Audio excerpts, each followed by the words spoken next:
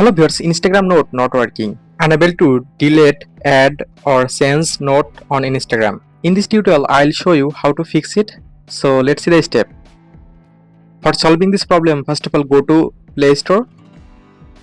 Now click on search bar and search Instagram. From here, make sure your Instagram app is updated. So click on update. After updating Instagram, just go to settings. Now scroll down and go to apps. Now search Instagram. Click on Instagram.